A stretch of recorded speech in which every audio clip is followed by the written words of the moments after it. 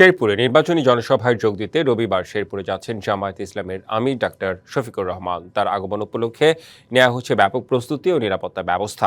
রবিবার সকাল 10:30টায় প্রথমে শ্রীবর্দীর চাউলিয়া গ্রামে জামায়াত নেতা রেজাউল করিমের কবর জিয়ারত করবেন তিনি।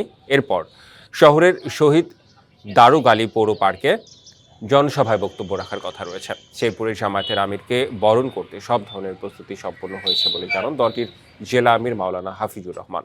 বলেন, জিলা স্কুল মাঠের নির্বাচনী জনসভায় লক্ষাধিক লোকের সমাগম হতে পারে। জামায়াত ইসলামীর সঙ্গে 11 দলীয় জোটের নেতারাও সভায় উপস্থিত থাকবেন। জনসভা ঘিরে কোনো ধরনের নিরাপত্তা ঝুঁকি নেই। জামায়াতের আমিরের সব কর্মসূচি নির্বিঘ্নে সম্পূর্ণ ও নিরাপত্তায় সকল প্রস্তুতি নেওয়া হচ্ছে জানিয়েছেন জেলা পুলিশ সুপার। মাঠে যতগুলো এন্ট্রান্স আছে সেগুলাতে আমরা চেক পয়েন্ট বসাবো এবং শহরের বিভিন্ন গুরুত্বপূর্ণ মোড়ে আমাদের পিকেট ডিউটি থাকবে, চেকপোস্ট থাকবে।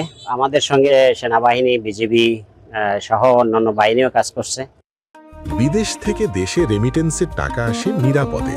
তাই আজই আপনার আপনজনকে বলে রাখুন, রেমিটেন্সের টাকা যেন শুধু নগদেই পাঠায়।